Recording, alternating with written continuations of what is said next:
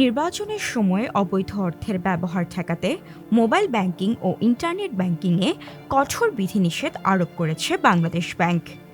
নতুন নিয়ম অনুযায়ী বিকাশ, নগদ বা রকেটের মতো সেবা ব্যবহার করে একবারে ১,০০০ টাকার বেশি পাঠানো যাবে না। এর ফলে বিকাশ, রকেট, নগদ সহ সব এমএফএস প্ল্যাটফর্মে একবারে সর্বোচ্চ ১,০০০ টাকা পাঠানো যাবে এবং দিনে মোট লেনদেনের সীমা থাকবে ১০টি। এই বিধিনিষেধ ৮ ফেব্রুয়ারি রাত ১২টা থেকে শুরু হয়ে ১২ ফেব্রুয়ারি রাত ১২টা পর্যন্ত কার্যকর থাকবে।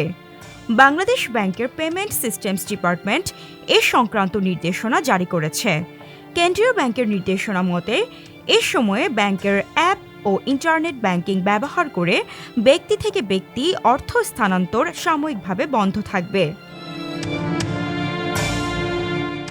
বাংলাদেশ ব্যাংকের নির্দেশনায় বলা হয়, এ সময়ে ব্যক্তি পর্যায়ে পিয়ার টু পিয়ার সর্বোচ্চ ১,০০০ টাকা পর্যন্ত লেনদেন করা যাবে।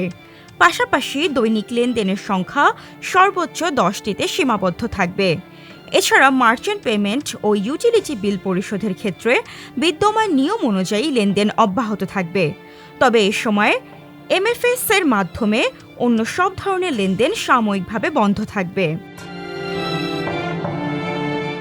নির্বাচন উপলক্ষে এমএফএস সংক্রান্ত অভিযোগ গ্রহণ ও তাৎক্ষণিক ব্যবস্থা নিতে প্রতিটি মোবাইল ফিন্যান্সিয়াল সার্ভিস প্রদানকারী প্রতিষ্ঠানকে বিশেষ কুইক রেসপন্স সেল গঠনের নির্দেশনা দেওয়া হয়েছে।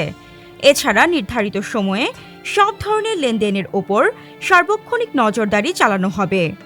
সন্দেহজনক বা অস্বাভাবিক লেনদেনের ক্ষেত্রে দ্রুত সংশ্লিষ্ট থানায় রিপোর্ট দেওয়ার নির্দেশনাও দেওয়া হয়েছে। এ সময় P2P ইন্টারনেট ব্যাংকিংয়ের মাধ্যমে লেনদেনও সম্পূর্ণরূপে বন্ধ থাকবে বলে জানানো হয়েছে। বাংলাদেশ ব্যাংক জানিয়েছে, নির্বাচন কমিশন ও আইনশৃঙ্খলা রক্ষাকারী বাহিনীর চাহিদা অনুযায়ী এমএফএস ও ব্যাংকগুলো প্রয়োজনীয় সহযোগিতা প্রদান করবে। নির্ধারিত সময়সীমা শেষ হলে স্বাভাবিক লেনদেন কার্যক্রম পুনরায় চালু হবে বলে জানানো হয়েছে।